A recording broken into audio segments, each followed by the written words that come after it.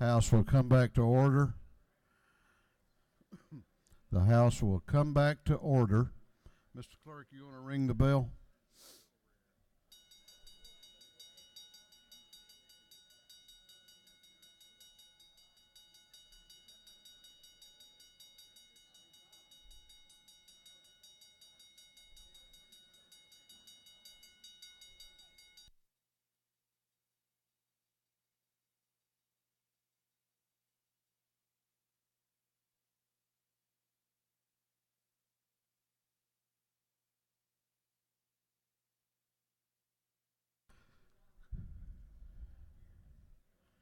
All members will report back to the House. The clerk will read the caption to a group of privileged resolutions. Clerk will read. Commending and recognizing Special Agent Margaret A. Broche. Recognizing and commending Chief Deputy Milton Beck on his outstanding public service with the Cobb County Sheriff's Office. Recognizing and commending Freddie Blitch on the occasion of his retirement. Recognizing and commending House District 8. Commending Jordan Holly for winning the gold medal at the state competition as the best overall male weightlifter. Recognizing and commending Michael Thomas on his outstanding service as chairman of the Caribbean American Cultural Arts Foundation. Commending the Cystic Fibrosis Foundation and recognizing May 1st, 2019, the Cystic Fibrosis Education Awareness Day at the state capitol. Recognizing and commending Reverend Thomas Warren Cutts. Recognizing and commending Melanie Samuels. Honoring the 100th anniversary of the installation and charter of Local 613 of the International Brotherhood of Electrical Workers. Recognizing and commending the Georgia Teenage Republicans Program. Recognizing and commending Ella Davis on her outstanding public service as Program Manager for the Education Committee of the South DeKalb Improvement Association. Acknowledging the plight of Georgia's homeless citizens and recognizing March 21st, 2019 as End Homelessness Day at the state capitol. Commending and congratulating Anna Price. Recognizing and commending Courtney Terwilliger, the 2018 Georgia Emergency Medical Services Director of the Year. Congratulating and honoring the town of Cohutta on its historic 50th anniversary. Recognizing and commending David Franklin Grant on the grand occasion of his retirement. Commending and congratulating Deanna Anthony. Commending and congratulating Elizabeth Latimer. Congratulating and commending Darla Willis. Commending and congratulating Maddie Avalar. Commending and congratulating Landon Gabadon. Commending and congratulating Ariana Griggs. Recognizing the Harvard Debate Council Diversity Project. Commending the Mercer University School basketball team for winning their second consecutive Southern Conference basketball championship. Commending the contributions of Arab Americans and recognizing April 2019 as Arab American Heritage Month at the state capitol.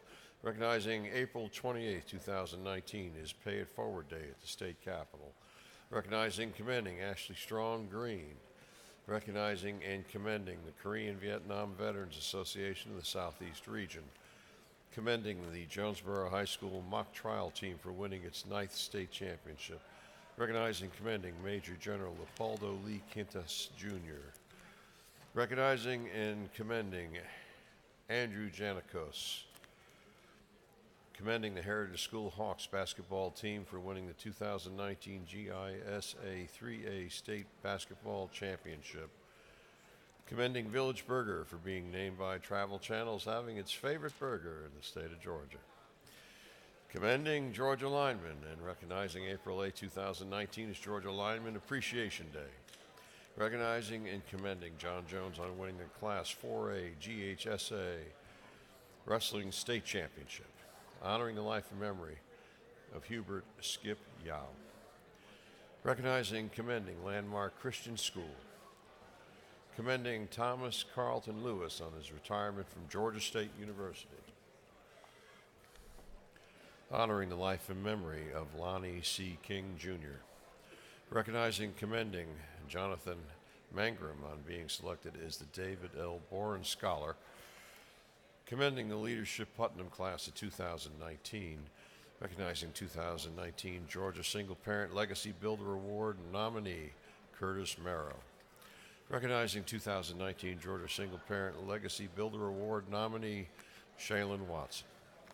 Recognizing 2019 Georgia Single Parent Legacy Builder Award nominee Lachelle Bronson.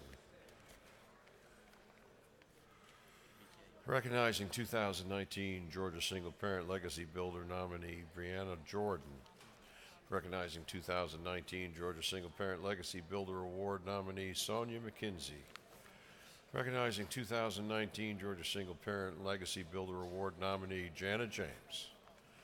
Recognizing 2019 Georgia Single Parent Legacy Builder Award nominee Vashana Jones. And for other purposes, that completes the reading of the privilege resolutions.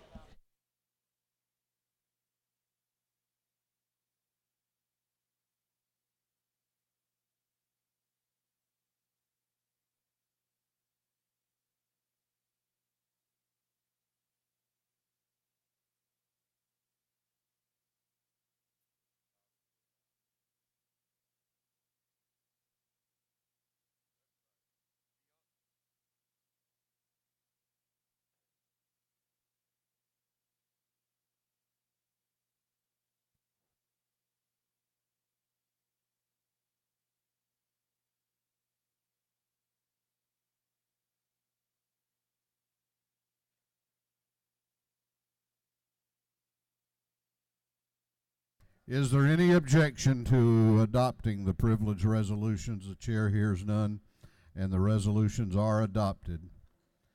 We're back on to the rules calendar. We're going back to the rules calendar. From this morning's rules calendar, the clerk will read the caption to Senate Bill 121. Senate Bill 121 by Senator Walker, the 20th stone of the 23rd, Ostetler to the 52nd, Burke of the 11th, and others, to be entitled an act to amend Part 2 of Article 2 of Chapter 13 of Title 16, the official code of Georgia annotated relating to the prescription drug monitoring program database, so as to increase the length of time that prescription information is retained.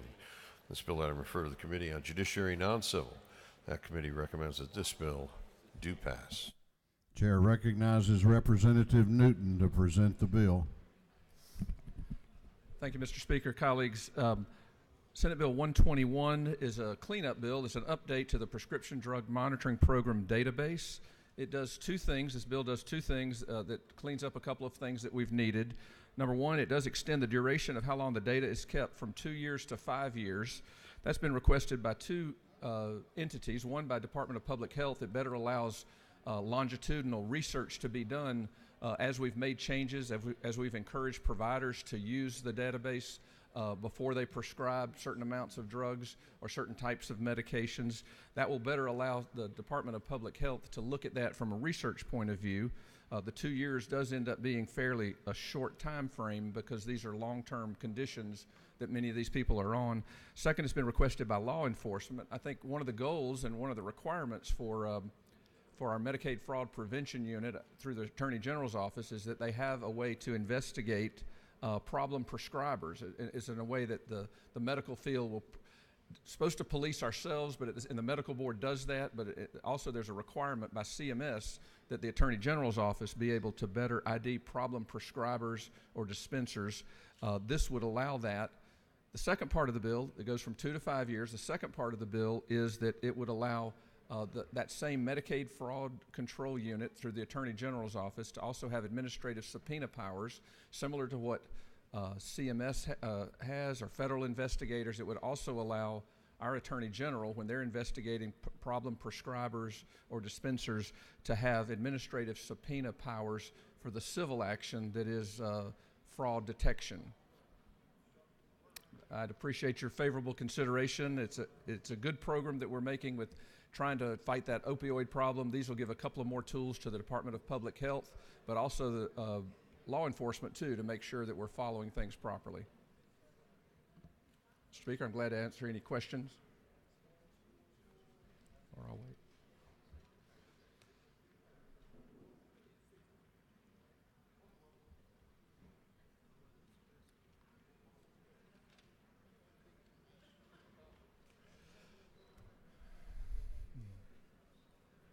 Gentleman has no questions.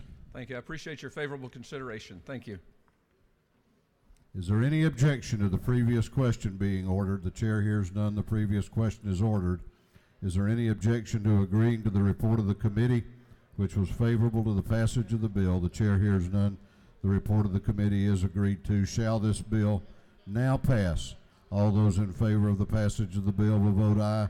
Those opposed will vote no, and the clerk will unlock the machines.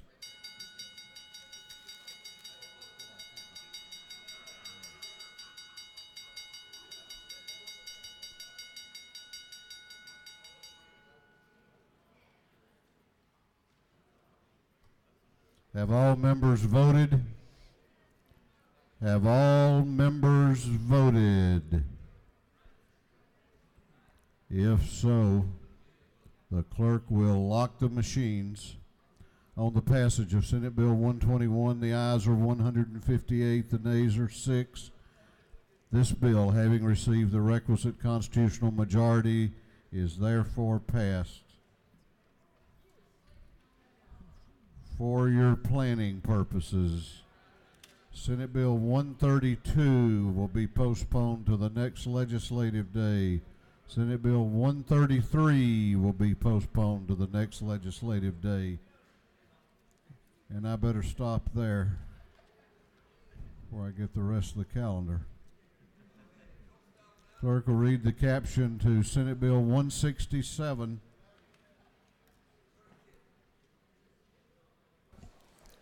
Senate Bill 167 by Senator Brass, the 28th Kirk of the 13th Watson, the 1st Honorman of the 45th, and others, be entitled an act to amend Code Section 1511, 211 of the Official Code of Georgia, annotated relating to relative search by defects, so as to provide that a foster placement for a child adjudicated as dependent child may be deemed as the child's fictive kin in determining such child's permanency plan. This bill having referred to the Committee on Juvenile Justice.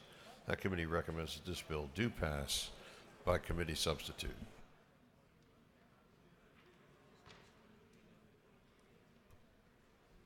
Chair recognizes Chairman Dempsey to present the bill. Thank you, Mr. Speaker. I am privileged to bring to y'all this is a sincerely good measure. I know that some of you dealing with foster care, you've known families who have become foster parents, and that's not an easy thing to do. And they've accepted a child into their life, given that child such a different pathway, and developed a relationship. And then much, much later, often when they're even close to getting to the point of permanency, a distant relative is found because we've been required to search and search and search. Kinship is important. If we can find relative care for any child in the foster program, it is so very important. This measure really began last year with one of our members that retired, but it has come back again through the Senate. And then when it came to the House, we took the privilege of making it much better, and we did that with Director Rawlings' support. As a former judge in the juvenile courts, he himself knows those heartbreaking situations where you're sitting there and you're looking with people who have decided that child is part of their family, and suddenly someone who really didn't know the child has been found, because that has been the burden of our state and the federal government as well. This bill will stand to meet the federal and state requirement to appropriately balance that the search takes place and takes place on a regular, still as prescribed basis, but that we also do not in any way penalize a foster family at the same time at the expense of a very, very distant, unknown relationship. This will be a placement to continue to make sure that the placement offers the greatest degree of legal permanence and security, is the least disruptive for the child, and such that the child's sense of attachment and need for continuity of relationships is valued. Also balancing the value of biological and familial and fictive kin connections, and any other thing that the court deems in the best interest of the child. Mr. Speaker, if there are any questions, I will be glad to take them. If not, I think there may be others. You do have a couple of questions, Okay. if you care to yield. I will. Yes, sir. Chair recognizes Chairman Pruitt to your right for a question. Does the gentlelady yield? I do. I apologize for not knowing this already or already approaching you with this question. This kinship thing will it, and I know it has in the past, will it continue to draw out the ability to adopt a child because you cannot find a parent that obviously is out there somewhere in the world, or does this only take place after adoption that they continue to look? Because I do know that there's been an issue in the past that parents would come back later after the child was adopted and then cause problems and try to get the child back into their custody. But I know there's a limitation because there's so many people who want to adopt and are passionate about it, and I don't want to create additional problems and delays in that process. And I don't know where the question is in there, but it's somewhere. Thank you. Right. It does not affect the adoption process. It is very focused on that foster relationship, and we are required to meet federal stipulations that must be abided by. It requires, the language speaks to a diligent search. There will still be that diligent search for relatives with very reasonable efforts to make sure that the child has the best placement. The lady yield for one more question. I do. There again, you said in order to get the child properly placed. Right. So that means all this search is going on prior to the adoption. Is that correct? It is. It's during the foster care process. But there could be, I'm well aware personally in my own community of families that have had a child for more than a year, sometimes even up to 2, and they have suddenly had a relative come forward late as the child was about to go into permanency with that foster family. So there is still, we are bound by the federal stipulations, but the language has made it unclear, I think, for some of our DFACS workers and our judges as well, to know how far, how long to do it. Thank you. That is exactly what I wanted to hear. This is basically a bill that would help clarify, is it not true, right, to make it clear as to when and better the adoption can be done rather than delay and delay. I believe it has the potential to certainly help that. Thank you, madam.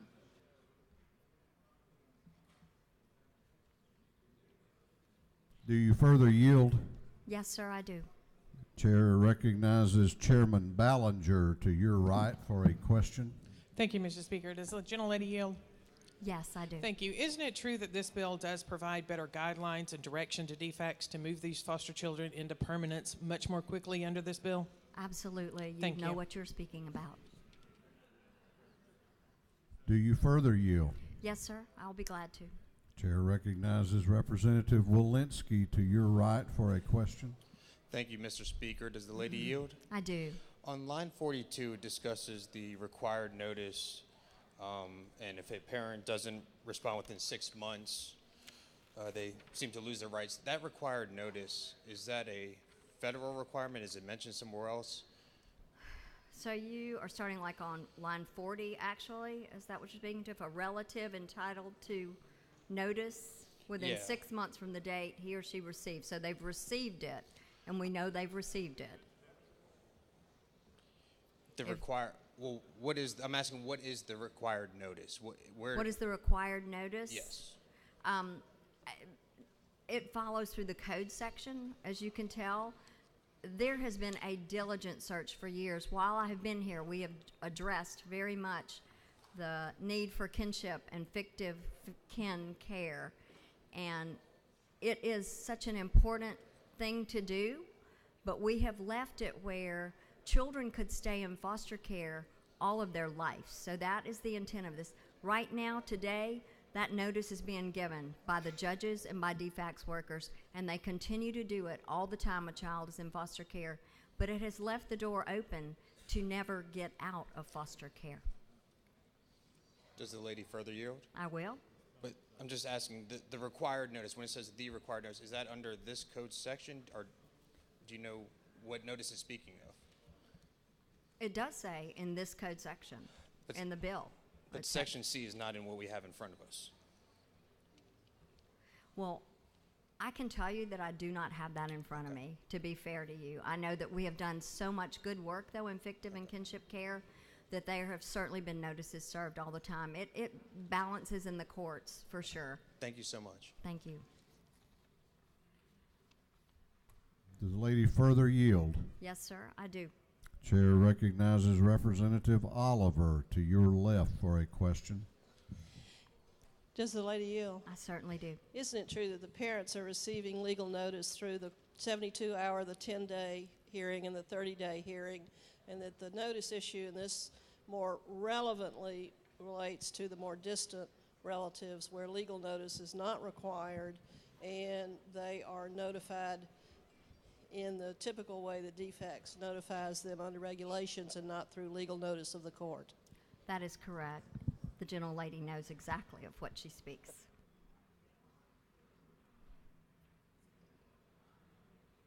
Do you further yield? I do, Mr. Speaker. Chair recognizes Representative Perkle to your right for a question. Thank you, Mr. Speaker. Does the gentlelady yield? I do. Is it not true that I have spoken to many foster parents who have contacted me and said how thankful they are to you and Senator Brass for bringing forth this measure that actually for the first time takes the child's best interest at heart? Thank you. I know that you know of what you speak, and I appreciate that. Thank you so much for this bill. Thank you. Mr. Speaker, I will yield the well. I believe there may be another speaker about this. This is, I know, high in our hearts, and we are going to do a very good job if you will please vote for this bill. Chair recognizes Representative Wiedauer to speak to the bill. Thank you, Mr. Speaker and colleagues. It is an absolute honor to come and speak in favor of this bill today. What this bill does is, for the first time, it recognizes how important it is. It protects that child in that developmental stage when they're becoming attached to the parent. Courtney McVeigh, a licensed clinical social worker, said it best. She said, "What is happening in our systems today is that many children are languishing in foster care for egregiously long stints, and the lucky ones are able to stay in the same foster home with loving, nurturing foster parents that, if given the choice, would adopt them. They are able to heal from the effects of the breaking of the biological parent bond, if they even had one to begin with, and are now physically bonded to their foster parents. In these cases, the best interest for the child is to remain with the parents they are psychologically bonded to, because the breaking of yet another parental bond will most likely be devastating to their ability to have healthy attachments in the future." This bill does exactly that. It protects these children in stages of life that a second bond that is broken can leave devastating effects for the rest of their lives. I could not speak more in favor of this bill. I certainly will yield for questions if anyone has one for me. Did I understand that you would yield for questions? Yes, sir. Chair recognizes Representative Erica Thomas to your left for a question. Does the gentleman yield? I do. Thank you. Is it not true that I myself was in the foster care system? I do not know that about you, but I'm happy to hear that you're here. Is it also not true that one of the statistics is here in Georgia, most kids stay in the foster care system for 1 to 3 years? Yes, ma'am. And I want to further yield to say that with that being said, there is a lot of time for people to come that are relatives to come out and say, we would like this child or not. And we have 15,000 kids in the foster care system, and trying to get them in a permanent home is hard enough already. And this would help the process for kids all over Georgia to have a safe home to come to every single night. Exactly, and I would like to expand on that if you wouldn't mind. What this really does is it helps define the timeline in which this can occur to help the permanency placement. Right now it's a little ambiguous, and it allows for that elongated period of time where somebody might be able to step forward. And this doesn't take away the rights of a parent. This simply puts the child first and condenses the time frame in which somebody can come in and try to take the child back. Does the gentleman continue to yield? I do. Chair recognizes Representative Holly to your right for a question. He waves. No further questions. I yield the will. Gentleman has yielded the well. Is there any objection to the previous question being ordered? The chair hears none. The previous question is ordered. Is there any objection to adopting the committee substitute? The chair hears none. The committee substitute is adopted. Is there any objection to agreeing to the report of the committee, which was favorable to the passage of the bill? The chair hears none. The report of the committee is agreed to. Shall this bill now pass? All those in favor of the passage of Senate Bill 167 will vote aye. Those opposed will vote no. And the clerk will unlock the machines.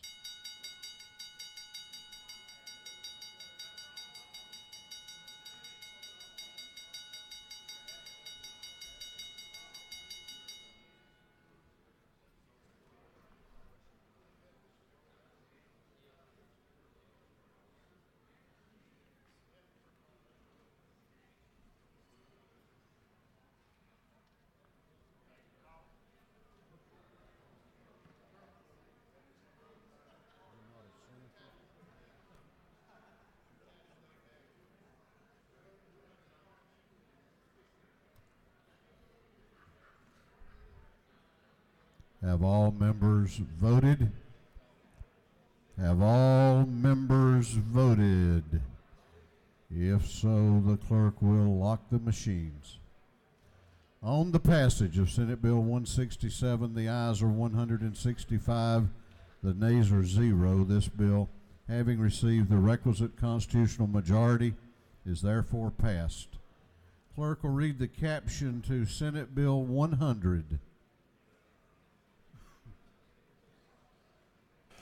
Senate Bill 100 by Senator Martin of the 9th, Jones the 22nd, Albers of the 56th, Brass the 28th, Watson the 1st, and others. Being titled an act to amend Part 1A of Article 2 of Chapter 5 of Title 46, the official code of Georgia annotated relating a telephone system for the physically impaired, so as to change certain provisions relating to the establishment, administration, and operation of the statewide dual-party relay service and audible universal information access service. This bill having referred to the Committee on Energy, Utilities, and Telecom. That committee recommends that this bill do pass. Chair recognizes Representative Carson to present the bill. Thank you, Mr. Speaker. House colleagues, I present to you Senate Bill 100. All this does is clarify in statute that we are authorizing the Public Service Commission to include wireless devices in the list of equipment that they can provide to low-income deaf and hard-of-hearing citizens under the Commission's Telecommunications Equipment Distribution Program. Currently, the program only, by statute, allows landline equipment to be distributed. This bill allows PSC to add wireless equipment. So think tablets, iPhones, iPads, and similar wireless devices. The availability of these lower-cost equipment will further expand ability for deaf and hard-of-hearing citizens to communicate through voice and digital means. This only applies to equipment purchases. It does not apply to the actual cellular service or what have you, or internet service. In addition, many times a simple electronic device that we can pick up is far less expensive than installing a landline. This is very similar to House Bill 201, which was carried by Chairman Parsons. It passed this body 169-0 in 2015. It's also similar to Senate Bill 396, which passed unanimously out of their body about 2 years ago. Mr. Speaker, if there are no questions, I will yield the well. You have no questions. I ask for your favorable consideration on behalf of the deaf and hard-of-hearing citizens of Georgia. Is there any objection to the previous question being ordered? The chair hears none. The previous question is ordered. Is there any objection to agreeing to the report of the committee, which was favorable to the passage of the bill? The chair hears none. The report of the committee is agreed to. Shall this bill now pass?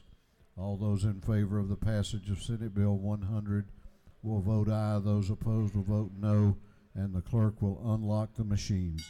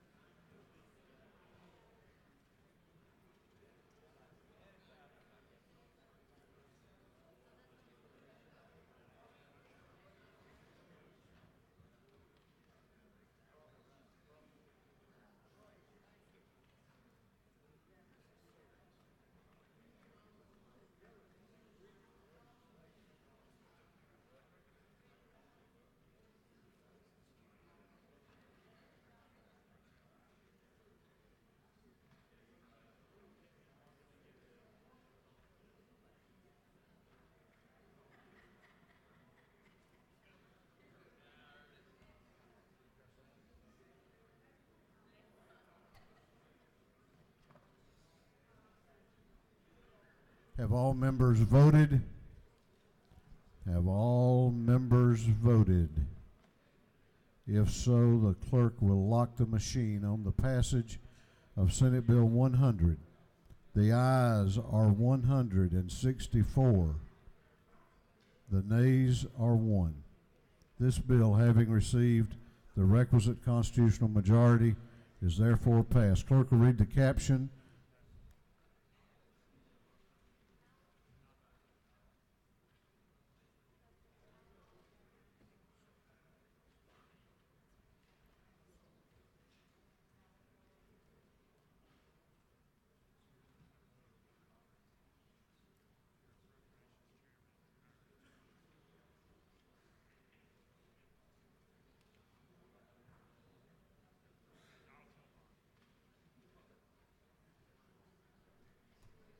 Clerk will read the caption to Senate Bill 137.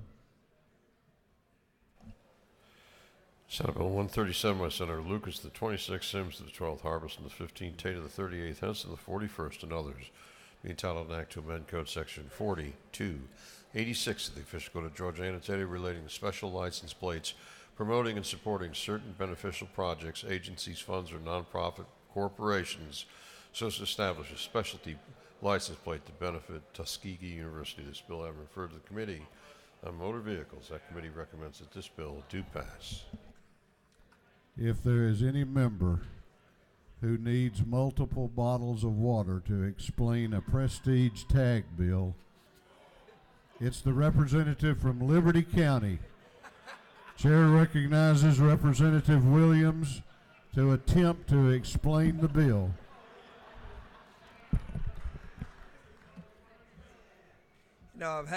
Thank you, Mr. Speaker. It's a lot of pollen out, and this is about a 20-minute bill, so I've got 2 bottles. And, Mr. Speaker, if at any point you have a question, just put this light on.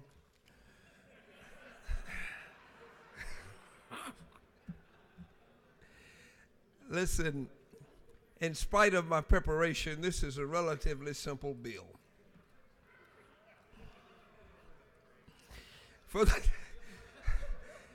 Now, let me take a swallow.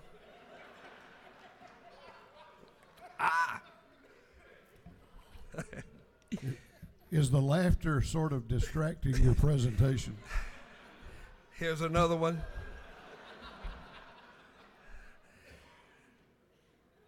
Some of you might have heard of a university over in Alabama, Tuskegee University. This university was founded by Booker T. Washington, home of Chappie James, who retired a 4-star general. But the most important graduate from Tuskegee was by the name of my friend Linmo James, who served with us for many, many years. Now, I know it's difficult for you to support this little bill, but I will take no less than unanimous consent, or I will have to come back to the well. I know there will not be, but if there are any questions, Mr. Speaker, I will yield briefly.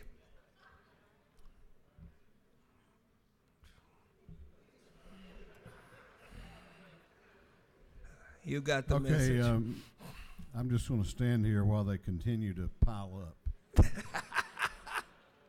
Well, there's no shortage of water. Well, I think they knew they were going to have a lot of questions.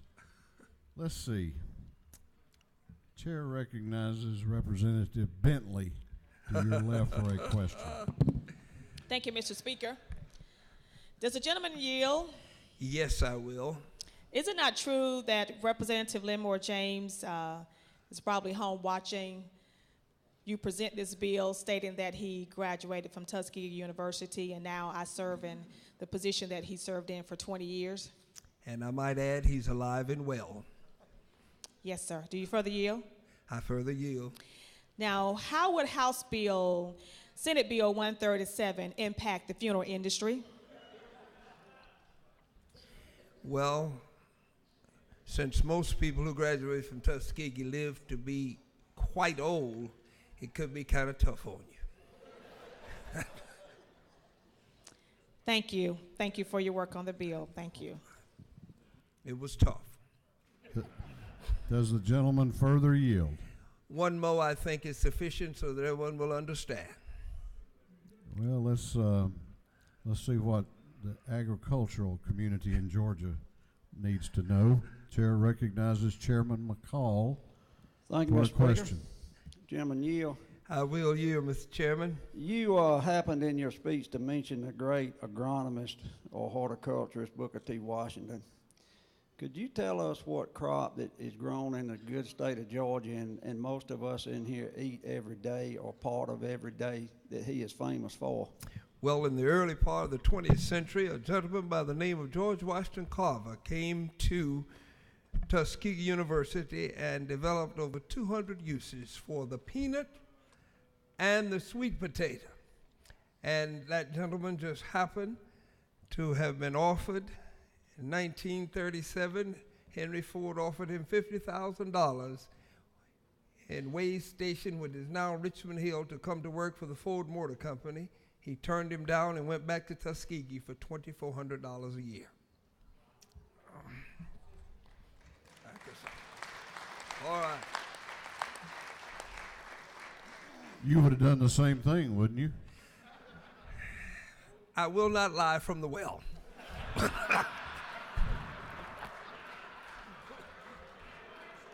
Mr. Speaker, I yield the well. Gentleman has yielded the well. Is there any objection to the previous question being ordered? The chair hears none. The previous question is ordered. Is there any objection to agreeing to the report of the committee, which was favorable to the passage of the bill? The chair hears none. The report of the committee is agreed to. Shall this bill now pass? All those in favor of the passage of the bill will vote aye. Those opposed will vote no, and the clerk will unlock the machines.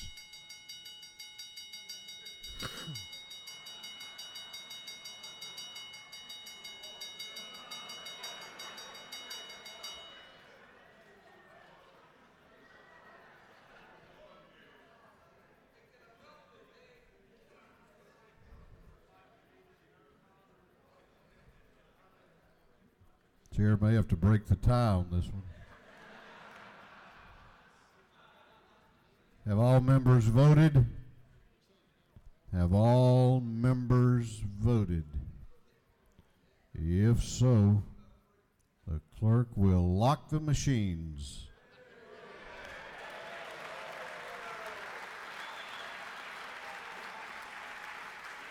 On the passage of Senate Bill 137, the ayes are 164, the nays are 0. This bill, having received the requisite constitutional majority, is therefore passed. Clerk will read the caption to House Resolution 421. House Resolution 421 by Representative Dempsey, the 13th, Jones, the 47th, Cooper, the 43rd, and others, creating a study committee on infant, toddler, social, and emotional health. This resolution has been referred to the Committee on Health and Human Services. That committee recommends that this resolution be adopted by committee substitute. Chair recognizes Chairman Dempsey to present the resolution. Thank you, Mr. Speaker. It is an honor to bring to you another good measure for the children of the state of Georgia. Many of the effects that a child is exposed to in their earliest years certainly shape their brains. House Resolution 421 is to form a study committee on infant, toddler, social, and emotional health. In those very first years of life, more than 1 million new neural connections are formed every second of that child's very first year. There are ways right now with early intervention and prevention to diagnose and to seize the opportunities to help each and every child, when identified early, that services can redirect the course and place children who are at risk and on a pathway for non-healthy development can change. There can be ways to do this. When we talk about the challenges of mental health in our state, the earlier we can focus on the environment that that child is in, and sometimes it is through placements in foster care, placements in homes that have made their environment somewhat toxic, and the brain is still pliable when young. We can make this better for each and every child and make sure that we offer a life-giving opportunity to services and success. Mr. Speaker, if there are questions, I will take them, but if not, I will yield the well and ask for your favorable support for an opportunity after session this year to revisit this and deal with the issues, some of which are autism, some are fetal alcohol syndrome, some are maternal health and the health of that home. Thank you, Mr. Speaker. You have a question if you care to yield. I will. Chair recognizes Chairman Smith to your right for a question. Thank you. I'm over in the back near your granddaughter. Oh, thank you. Thank you. So, is it not true that since being elected to the General Assembly, you have worked tirelessly on these issues so important to us for foster care? Oh, thank you. I have tried, certainly. I have. And further yield? Yes, I do. And is it not true that your colleagues in this House certainly appreciate your efforts? And is it further not true I intend to vote for this bill? Thank you. I appreciate your support, and I hope that each and every member will support. Mr. Speaker, I will yield the well. Lady has yielded the well. Is there any objection to the previous question being ordered? The chair hears none. The previous question is ordered. Is there any objection to adopting the committee substitute? The chair hears none. The committee substitute is adopted. Is there any objection to agreeing to the report of the committee, which was favorable to the adoption of the resolution? The chair hears none. The report of the committee is agreed to. Shall this resolution now be adopted? All those in favor of the adoption of the resolution will vote aye. All those opposed will vote no, and the clerk will unlock the machines.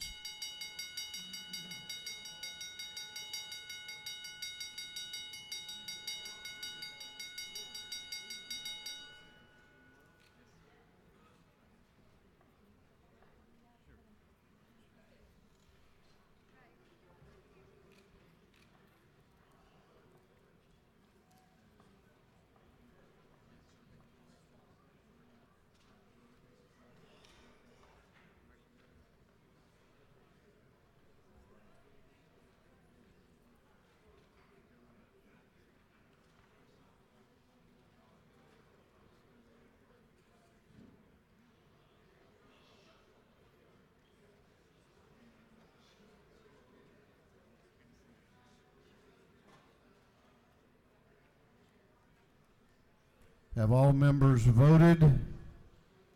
Have all members voted? If so, the clerk will lock the machines.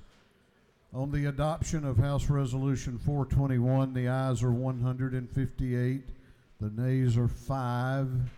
This resolution, having received the requisite constitutional majority, is therefore adopted.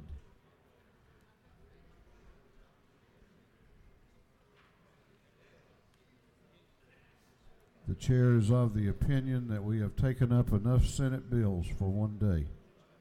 Senate Bill 32 will be postponed at least until the next legislative day. If you have signed up for an announcement, be making your way to the front of the chamber. Chair recognizes Representative Cannon for an announcement.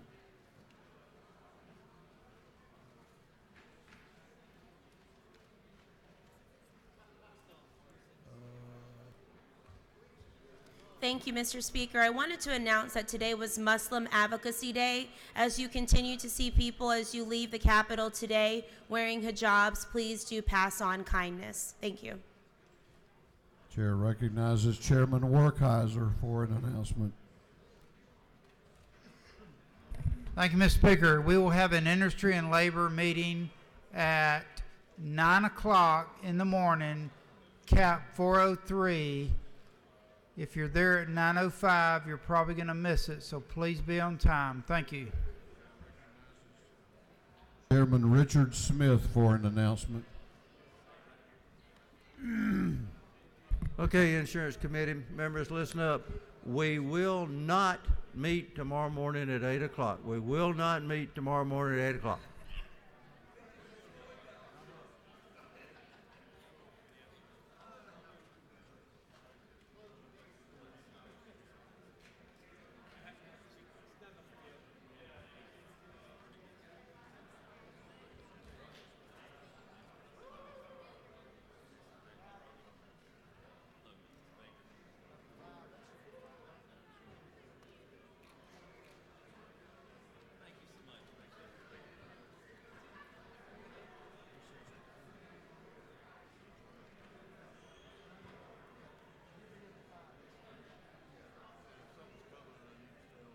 Chair recognizes Representative Williams for an announcement.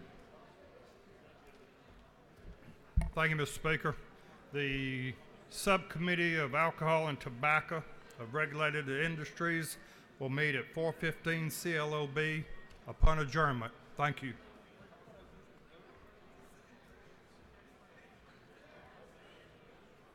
Chair recognizes Chairman Tanner for an announcement. Thank you, Mr. Speaker. The Full Transportation Committee of the House will meet upon adjournment in CLOB 506, Transportation in 506 upon adjournment.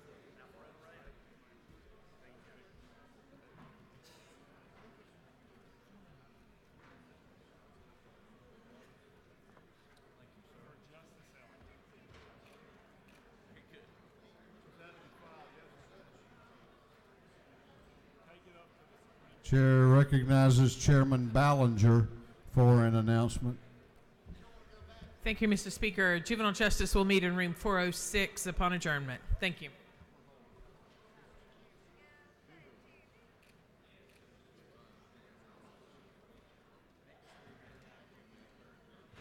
Chair recognizes Representative Evans for an announcement. Thank you, Mr. Speaker. This is a reminder that the women of the legislature are invited to a tea and reception from 3:30 to 5 in room 216 Capitol. Thank you.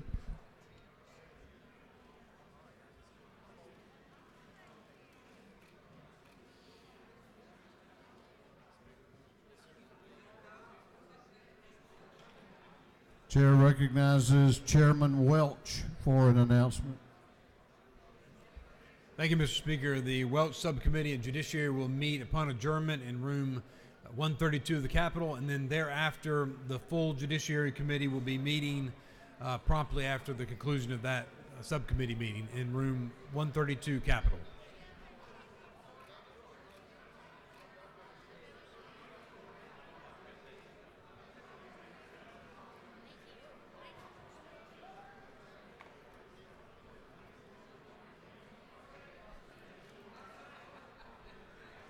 I think that completes our announcements. The chair wants to remind the members that if you have a page here today, when they reach the rostrum, whether you're with them or not, they will have their picture made. We're doing page photographs now, and we will not come looking for you. Chair recognizes the Majority Leader of the House for a motion. Mr. Speaker, I move that this House stand in recess until 4 p.m. today, then stand adjourned until 9:30 Friday, March 22nd, 2019.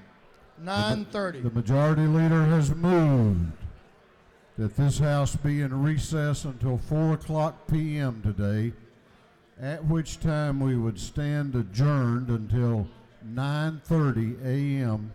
Friday, March 22nd. All those in favor of the motion will say aye. Those opposed will say no. The ayes have it, and this House will be in recess until 4 o'clock p.m. Then we will be adjourned until 9:30 a.m. Friday.